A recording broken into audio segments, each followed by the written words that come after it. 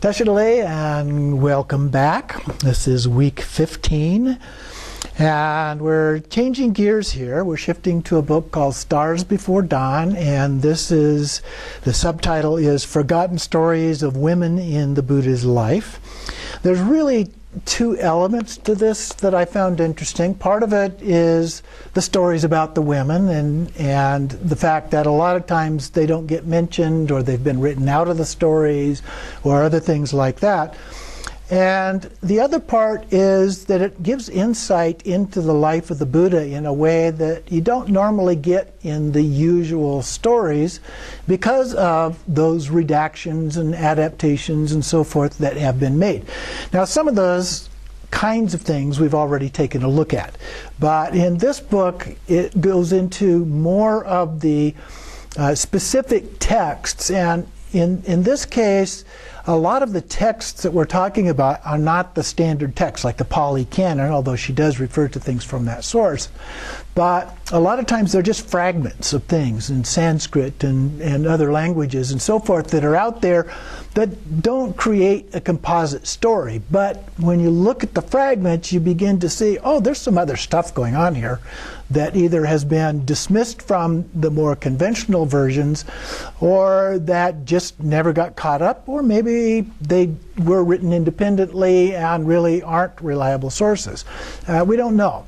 But she begins to point out what some of those are and how they relate to, in possible ways, the story of the Buddha, and comes up with some very interesting conclusions about some of those. So she talks in here about how the Buddha assigned laywomen equal status with laymen and monastics of both sexes. There is a story that says that the Buddha, at the very beginning of his teaching, that his goal was to teach both lay women, laymen, and monks and nuns. And if you recall the story, he was reluctant to add nuns later on in the conventional story. But according to this story, he, from the very beginning, wanted to teach all of those groups. So that's the kind of thing that we're likely to see in here as a part of this, or stories that are a little bit different than what we typically look at.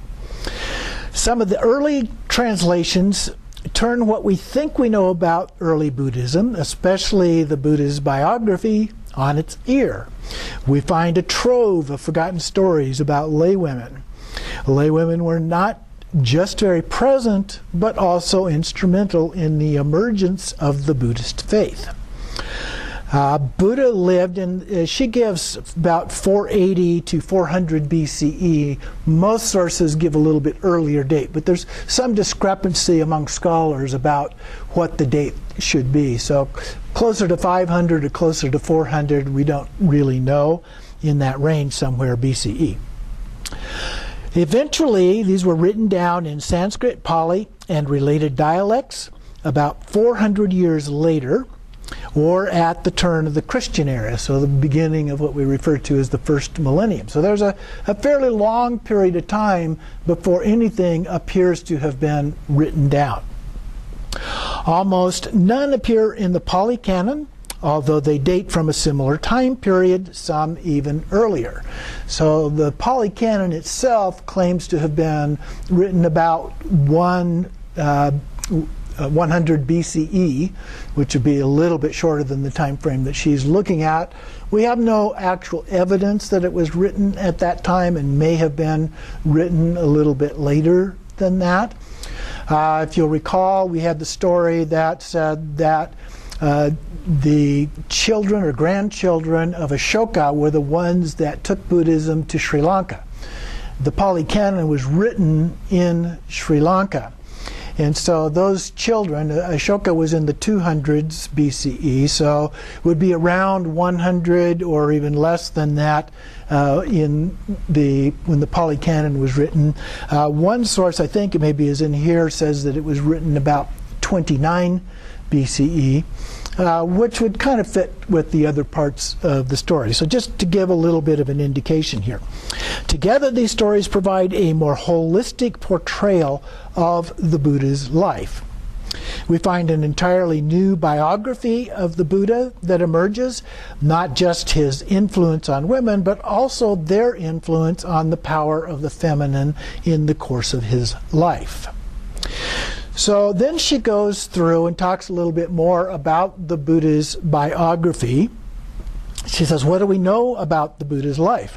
The earliest literary accounts provide biographical fragments, but no one complete or connected life story.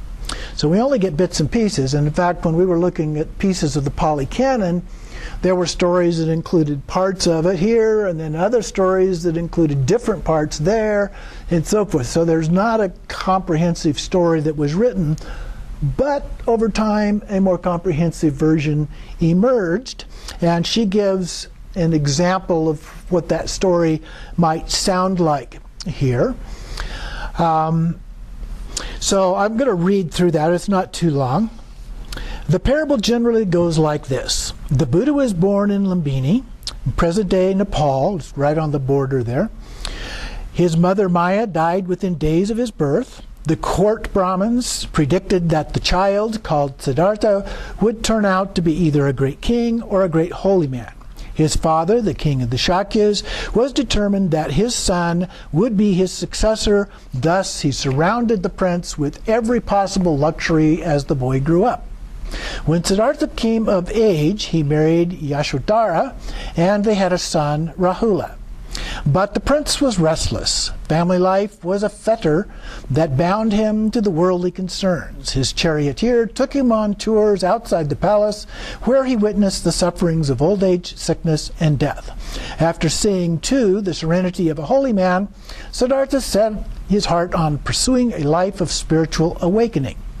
The last straw came when he became disgusted by the women of his harem, who contorted naked bodies reminded him that worldly pleasures imprisoned all beings in a cycle of suffering. Stealing away from his family and kingdom in the dark of night, Siddhartha spent the next 6 years as a recluse practicing austerities. Finally, while meditating under the Bodhi tree, he engaged in a battle with evil demon Mara, who, as a last resort, sent his 3 daughters as seductresses to break the saint's concentration. However, by the supreme powers of his mind, Siddhartha prevailed and attained his goal of complete enlightenment. In that moment, he shed his past as prince and became the Buddha. For the remaining years of his life, he traveled throughout the northeast region of India as a religious figure, teaching others what he had learned himself, a body of wisdom known as the Dharma, which forms the belief system of Buddhism. Sound familiar? I mean, that's the story that we are pretty much, with maybe a few slight variations, pretty much the story that we tend to hear. There are a number of movies that have that, and they follow pretty much along that line. But there are a few differences, but not a great deal. So she then comments, this biographical account survived not only because it is accurate, but because it perpetuated selected values and attitudes of an earlier Buddhist population. Okay? And that's fairly typical. That's the kind of thing we see in the stories of other religious leaders and even non-religious leaders in many cases. So there's no better way to start than by returning to the early Sanskrit and Pali sources to look for forgotten and redacted stories about women in the Buddha's life, their personal relationships with him, and their reported experiences. Some comments regarding the women's name. She talks here about the Buddha's principal wife, Yashodhara, that we mentioned.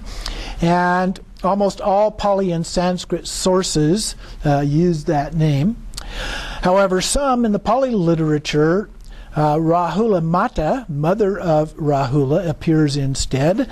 And the moniker Rahula, of course, she recognizes the name of the Buddha's son, typically, which means fetter, which is kind of a negative connotation there. So this serves to marginalize her role.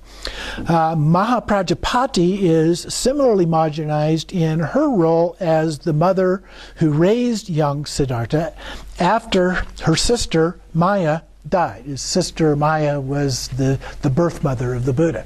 I'm going to have an abbreviated name. But Mahaprajapati was the sister who then raised the Buddha as his mother during the early part of his life. Note that the portrayal of the Buddha is complex and varies widely. It is spun into religious legend and hagiography. Specific doctrinal beliefs may seem supernatural. The Buddha as Bodhisattva, found in both Sanskrit and Pali, has special powers, seeing past and present lives and intentionally taking rebirth. In the past life tales, the Jataka tales, they're often inserted into the biography narratives as backgrounders to explain outcomes and behaviors. And we did see a few of those in the examples that we talked about. It would suddenly make this jump into a past life kind of thing. Also, very relatable human elements appear, varying from one story to another, tradition to tradition. Often, affirmation that the Buddha was an ordinary human being.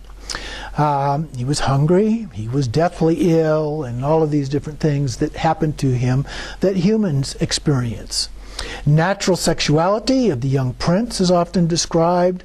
He was married and had more than one wife. He presided over a vast harem, actually several, and had this youthful inner turmoil as a part of his early life that drove him to depart from that. We also see these human qualities in other characters. His mother, Mahaprajapati, is grief-stricken when Siddhartha leaves home.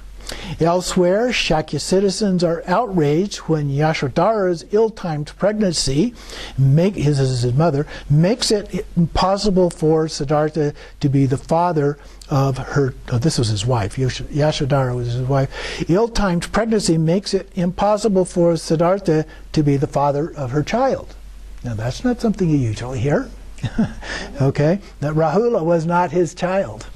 Okay, because of the timing of the pregnancy. We'll get into that story later. So the details, by their very ordinariness, point to a more historical record of events. So she's building a case for the validity of some of these other stories and bringing it into that. And then she talks a little bit about gender bias. There are areas in the early Buddhist literature that are suffused with sexism and sometimes misogyny. We know almost nothing about the early Sanskrit tradition because nobody collected the Sanskrit tradition into one collection.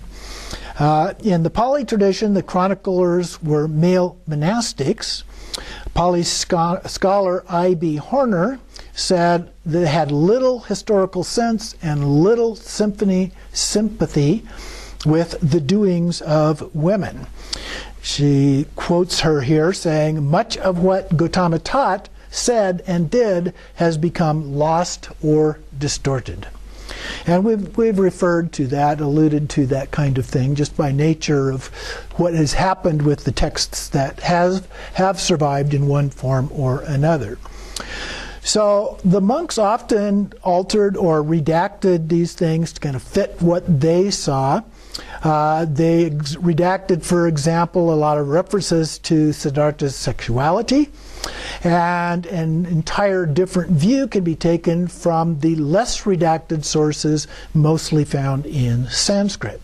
Buddha's deeply rooted egalitarianism shines through, teaching the Dharma to any and all. So we don't see this tendency to want to push, in particular, women away as a part of that. And then she talks a little bit about the sacred feminine here. The Buddha lived at a time when an indigenous, tribal, matriarchal culture proliferated in village life. Now, she doesn't really back that up very well, but she's talking about the area in this particular part of India, the northeast part of India where they lived, which was outside of where most maps draw the boundary of the Vedic religion. So it's kind of outside of that, but it's close. It's kind of on the edge. And so we see a lot of stories that include Brahmins and so forth. So they're in the same neighborhood, more or less.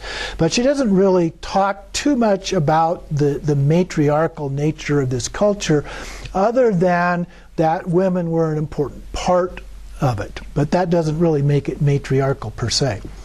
This ancient culture was just beginning to encounter and mingle with the developing androcentric Vedic Brahmanical religion of northeastern India. So that part I would agree with, that that's what was going on at that time in that area. We find evidence of both cultures in the biographical stories. The term goddess in these contexts generally refers to yakshis, or feminine guardian spirits. The yakshis were mostly closely associated with trees and forests, rivers, lakes, mountains, cremation grounds, shrines, or human dwellings. So the idea of actually gods and goddesses, but the goddesses were really more common, I would say, were real common, had been as a part of the indigenous background of India for thousands of years, and we're beginning, though, at this time to take on a little bit more significance. And so instead of just being a spirit, if you will, they were beginning to be elevated to the point of becoming goddesses. Now we see this a lot more as we get closer to the beginning of the 1st century. So some of these stories, of course, were written about that time, so that is kind of incorporated. And then as we move on a few centuries after that, then that gets elevated even further. And in the Buddhist tradition, we see the women being elevated to the point of being full Buddhas. Continuing on here then in her story, she says that pivotal events in the Buddha's life typically took place under trees. So for example, his birth. He was born under a tree. The Bodhi tree for his enlightenment. He was lying under a tree at the time of his death. So just to name a few of those. So trees are very important in these stories. And so then also female goddesses associated with those trees. So where do the stories come from? Buddhist literature that migrated to the north, was initially recorded in Sanskrit, while that to the south was recorded in Pali. So that's how we get the differences in the two languages, even though generally speaking they were written down about the same time. So they were translated over time into regional languages, where they became more or less fixed, or altered, redacted, and or amplified, often with significantly different versions of the same stories. And even within the Pali Canon, we see some evidence of that kind of things as well. Many of these translations are anthologies of selected stories and details. So what they've done is not include everything that they had, but I like this story, I like that story, I like this other story, let's put those together in a collection. And those collections are the things that are more likely to have continued on than the individual pieces. So here the Sanskrit and Pali traditions are equally represented. Some of these add fresh detail or intriguing variants as a part of that. This book here is foremost a book of stories. Dating is highly problematic. Dating the source text is very difficult to do, and should be treated separately. So she's just kind of discarding the whole issue of trying to date these things because it is so problematic from a scholarly point of view. Even though scholars are working on that, we just don't have a lot of that at this point in time. So that gives a little bit of background. And so the first chapter is about Maya, the mother of the Buddha. So Maya is remembered as a beautiful young queen who gave birth to the Buddha in Lumbini's grove, surrounded by women, including her sister Mahaprajapati. So Lumbini's Grove was a sacred place of protection for women in childbirth. On arrival, the pangs of labor overcame her, and she sought refuge under a magnificent chala tree, whose indwelling goddess lowered her boughs in recognition that the time of birth had come. Grasping a branch with her raised right hand, Maya, who was standing with her sister gently supporting her, delivered her only child. And then sadly, Maya's life ended. Stories vary a little bit, but at least soon after childbirth, she may well have died from the childbirth. In reality, some of the stories say that she died 7 days after childbirth, but all of the stories agree that she died very shortly thereafter. In the traditional account, his mother gave birth surrounded by Brahmanical gods, all male, anxiously awaiting the delivery of the exalted child, with no mention of all the women or a goddess being present. Lumbini was just a stopping point along the route to reach her father's home. And so there's some controversy about why she went to Lumbini's Grove, because that's not where she lived. She lived in another community a fair piece away. That time was not a good time to be traveling when you're about to give birth, to get to a place like that. So there's questions about why she would be doing that. As we see, the traditional account has been stripped of any feminizing detail. Buddha is characterized as having an all-male caste. Maya is scarcely even mentioned. In the vast Pali Canon, her name appears one time. Okay, interesting. All right, so Maya grew up in a family from a Shakya clan. Descendants in Maya's line used the name Gautama, a name commonly found in the Buddha's biography that refers not just to the great teacher, but also to other male relatives. The feminine version, Gautami, with an I at the end, appears too. For Maya's sister, Mahaprajapati, the Shakyas were the warrior caste, the caste system in India. They inhabited the fringes of Brahmanical region, northeast India, in southern Nepal. Many of their own indigenous beliefs and customs were found, with evidence of the two cultures, the tribal and Brahmanical, kind of layering and intermingling together among those, even in some cases appearing to maybe merge a little bit, which we see in modern Nepal. Stories often refer to the Shakya religion as a kingdom and the Buddha's father as the king. Other textual evidence, however, suggests that the Shakyas were historically more of a feudal agrarian society governed by local aristocrats within the larger kingdom of Koshala. There is some speculation that King Shuddhodana, the Buddha's father, was an elected official, although this is not borne out in any of the biographies. But there is some architectural, not architectural, what's the word I want? Anyway, some of the findings that they have in digging up sites and so forth and other sources of evidence show that there were basically two forms of governance structure that were popular in India at the time, and one of them would have been these kings or princes, but the other one was the idea of some kind of a council government. You might think of it like a city council, and then the ruler, if you will, of that, when she uses the word aristocrat, was kind of like the mayor, if you will. And so these were fairly small kingdoms, and in fact even the kingdom here of the Shakya clan, as she'll point out here, is probably part of a larger kingdom as well. So one detail is the recurrent mention of the Shakya Council of Elders. So this would be that council that I was talking about, to whom the king is answerable on important issues. The council is made up equally of women and men, suggesting an indigenous, non-Brahmanical society. Skip a little bit here. So Maya's sister was Mahaprajapati, and skipping that part here. Another characteristic that we see in terms of the culture here at this time is polygamy, which was practiced especially by the kings and nobles during the Buddha's era. It was not a Brahmanical tradition, although it was tolerated. And the stories have much to say about harems and co-wives, just not where Maya is concerned, but also in tales of her famous son.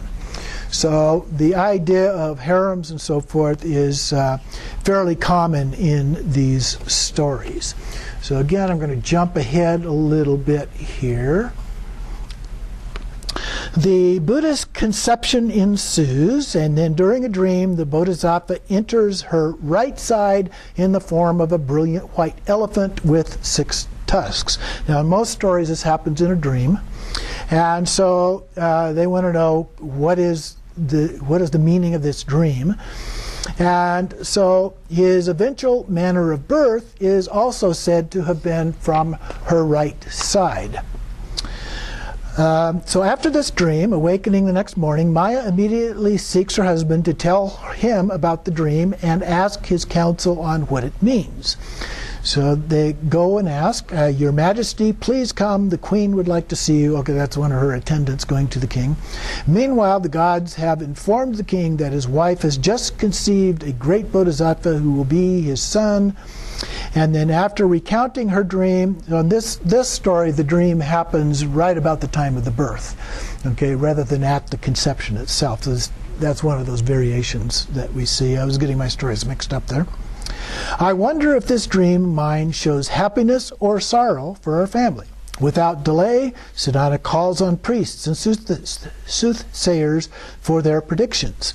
They tell him that Maya is carrying the sun and add that Shuddhadana must show reverence to both mother and child. They inform the parents that the boy will bear 32 marks of a great man, which signify a Chakravartin or universal king if he stays home to rule the kingdom, or a perfectly enlightened Buddha if he renounces the world. So that's a fairly familiar version of that prediction.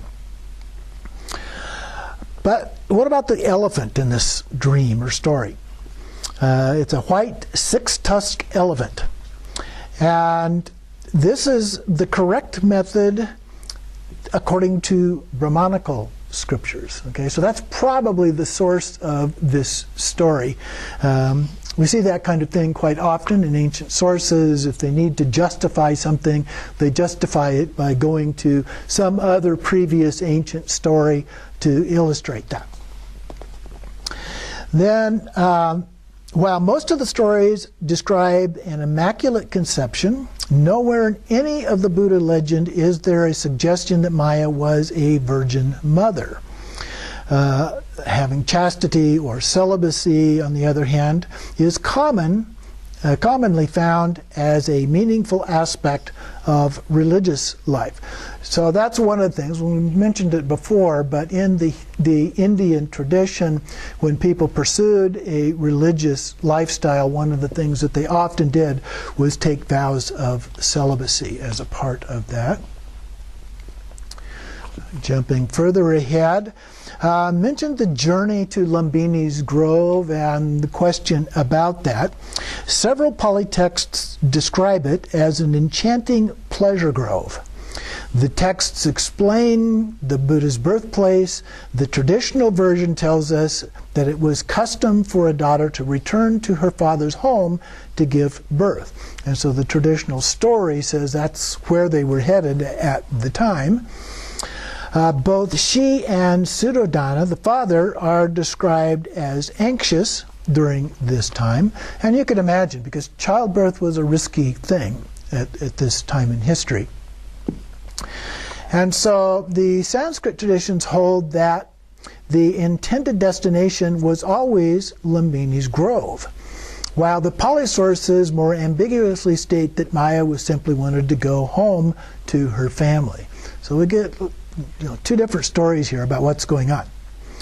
The dangers of childbirth are not unknown to them. Why would she intend to travel at all, unless there was a very good reason? There was a practice of daughters returning to their family home to give birth. not their fathers, but their own families, because their own mothers and the women in the family were best disposed to care for them and the newborn child. Thanks to ancient pillar marking the spot, this is one of Ashoka's pillars, and despite the fact that bounteous forest landscape described in the literature has long since become parched and barren, today we know the precise location of Lumbini's Grove, along Nepal's southern border with India. The village is named for ancient goddess sacred to the mothers and mothers-to-be seeking fertility, healthy children, and protection in childbirth. So one possibility is because they were anxious and concerned about this, that she wanted to go there for that reason. A well-known shrine to Maya, where she appears to have merged with the goddess, is still venerated. A spring festival honoring the goddess is held there each year, coinciding with the Buddhist celebration of Vesak, which commemorates the Buddha's birth. Recent archaeological discoveries showing human habitation as early as the 8th or 7th century BCE.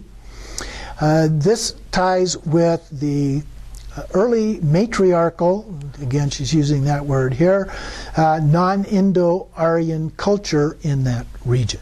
So we don't get the evidence for that, but there's certainly some evidence that at least it was more equal as a part of that.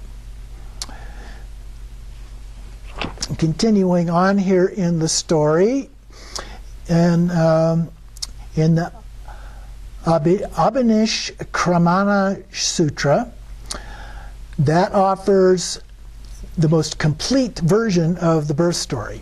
The chief minister has been dispatched to Lumbini's Grove, where the men stop and linger outside the gate.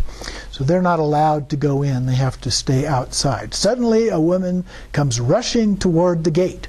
The queen has borne a son. And so the happy tidings are swiftly relayed to Shuddhodana, and he rides back with his men to Lumbini's Grove and requests permission to enter the grove, and Maya welcomes her husband. The new parents discuss the signs that suggest their son will be a great king, not mentioning that he may become a Buddha. So this story doesn't have the two options, it's just that he'll become a great king. Shuddhodana then makes arrangements for the baby to return to Kapila Vastu, that's their hometown, and there is no further mention of Maya. Poof, she's gone. We have to wonder if he had been summoned to Lumbini's Grove because, in fact, she was dying. Okay? Rather than being taken to her father's house there.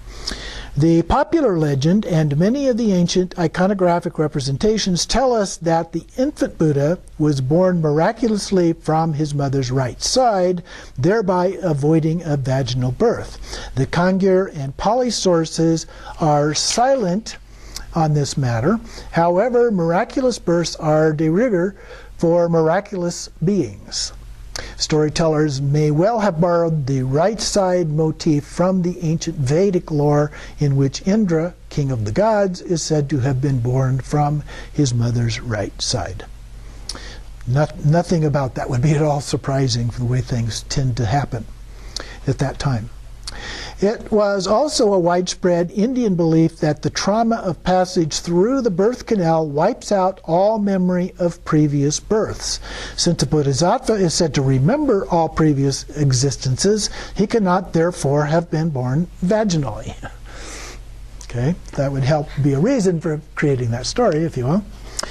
Continuing on then, Maya in fact dies shortly after the Buddha is born.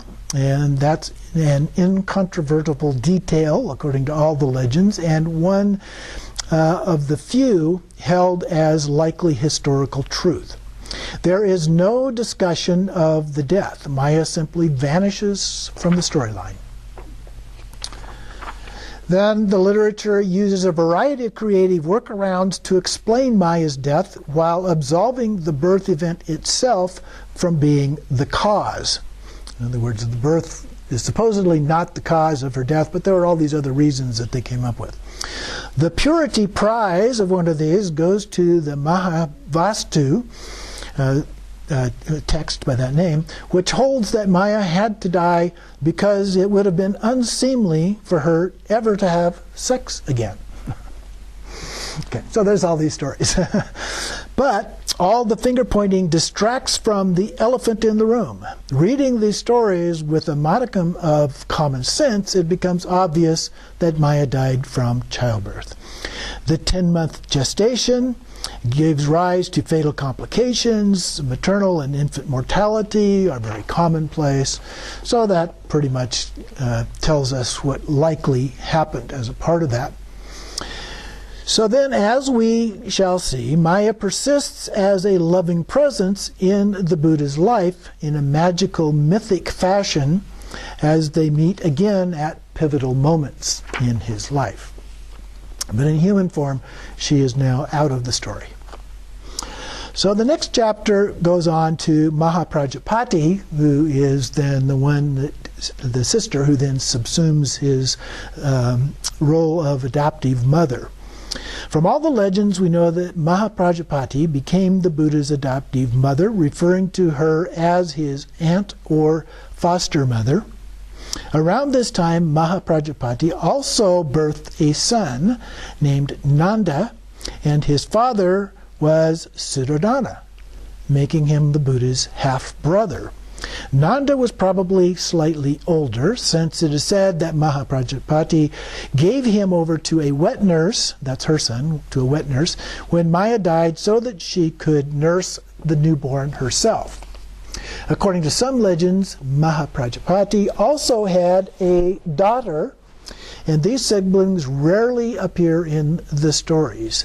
In terms of Shuddhodana, we learn that Mahaprajapati, already a consort wife in his harem, became his principal wife and queen after Maya's death.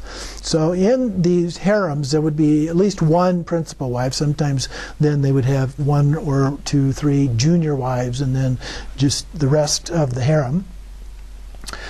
So the question then is, who will be the mother in this section? So although Shuddhodana is deemed king, matters of importance fall to his council of elders, a democratic body of women and men charged with upholding the best interests of their people. Collectively, they conclude that Mahaprajapati, as the infant's maternal aunt, is best suited for the task. She is already a favorite of the king. It is not mentioned here that she is a wife, just a favorite. But the logic of how these things worked would say that yes, she was either a junior wife at the time and became the principal wife or something like that. And then she continues on here. Soon after the birth, there was a naming ceremony, and the baby was called Siddhartha, meaning he who accomplishes his aim. The names of specific children born concurrently with Siddhartha vary, but 3 who are always identified are Yashodhara, a princess who would become Siddhartha's principal wife; Chandaka, born of one of Shuddhodana's concubines, who would become Siddhartha's servant; and Kalodayan, a trusted childhood friend and later devoted disciple. So these 3 people that would be a key part of his life as a youngster. And here she inserts another story about the prediction. When we went over the one that was talking about the prediction of him becoming either a Buddha or a great king, and the other one in which it was just predicted that he would become a great ruler. And there's this seer, Ashita, who figures a little bit more commonly in popular versions of the legend and in the Pali canon. In the Sanskrit tradition, he appears as a male rishi. Ashita proclaims positively that the child will grow up to be an exalted Buddha. Okay, a little bit different than some of the other stories. So the cultural context here, both Brahmanical and Buddhist, grew increasingly androcentric over time. And I would concur with that, the various sources that I have read about the historical development in India at the time. So there are some childhood stories. There are large gaps in the Buddha's biography that leave a spotty narrative with little or no sense in chronology or connection between the stories that do exist. Mentioned earlier that we had all these different texts, and there's just no way to really understand for sure how they connect together. Nowhere is this more true than during his childhood years. So much is left unsaid and unknown. The two remaining stories she mentions here, the first one concerns the presentation of offerings to the infant prince, found only in the Sanskrit tradition. And then the second story has an agricultural theme and is found in all of the legends with significant variants. In the Pali tradition, it talks about an annual plowing festival and marks the sowing of the season's first seeds. And the 5-month-old Siddhartha is there, and the nurses are taking care of him on a cushion asleep under the shade of a rose apple tree. This is the rose apple story, okay, from the Pali version here. They forget about him and don't come back for hours. Meanwhile, the little Bodhisattva has been sitting up, cross-legged, blissfully immersed in deep meditation. 5 months old. Okay? The shadow cast over him by the tree remains miraculously unmoved. In the Sanskrit tradition, I'll give you the other version here, or one of the other versions. It spins the plowing story quite differently. The emotional content suggests despair rather than celebration. Siddhartha is much older, perhaps a teenager or a young man. He accompanies his father to view the plowing of the fields, so there's no festive attire. The plowmen are naked from the waist up, laboring under the hot sun. Their bodies are running with sweat. Oxen strain under heavy burdens, streaming with blood from constant goading. Flies and insects swarm about and are pecked, and the birds peck at the bugs. All kinds of small creatures are killed and injured as the plow blades stir up the earth. Siddhartha is overcome with sorrow. In the Kangir, he learns that the plowmen are the property of the king and forthwith sets them free to live in joy. He similarly liberates the oxen, invoking them to eat the sweetest grass and drink the purest water. Deeply moved, he then goes off to meditate under the rose apple tree. Other versions insert magical episode where 5 rishis fly through the air and kind of get in that. Siddhartha's parents are searching about for him and try to find him. He's disappeared. He's sitting under the rose apple tree. They're trying to find him. And Siddhartha peacefully is meditating in the shade of the rose apple tree. And the overall point is the suffering of the sentient creatures in this version of the story. So quite different than the Pali version and the Sanskrit version. So then she goes on to talk more about the harem itself. By all accounts, Siddhartha was raised in the women's quarters of his father's palace. Many accounts reference harems and harem life in general. The notion of females in a single household living separately from the men, held as concubines or sexual slaves. Harem life, by this very nature, is hidden. While we don't have a written account of Shuddhadana's private household, we can put together clues. Since the Buddha to be grew up in the women's quarters, we can imagine that there must have been influences from that world that carried over into his later life. Makes sense? Of course, significance is simply that he grew up in an insular community of women.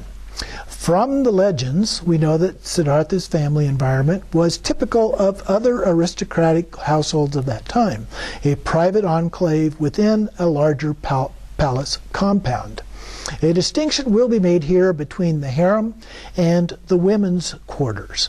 A high-ranking patriarchs generally had multiple wives and concubines or consorts. The harem served as the sensual sexual pleasures of the patriarch and comprised a sector within the larger women's quarters. The term women's quarters generally refers to the family quarters where all the women lived, including the consorts, grannies, wives, unmarried or widowed female relatives, female servants or slaves. Some stories mention eunuchs. Those wouldn't be female though.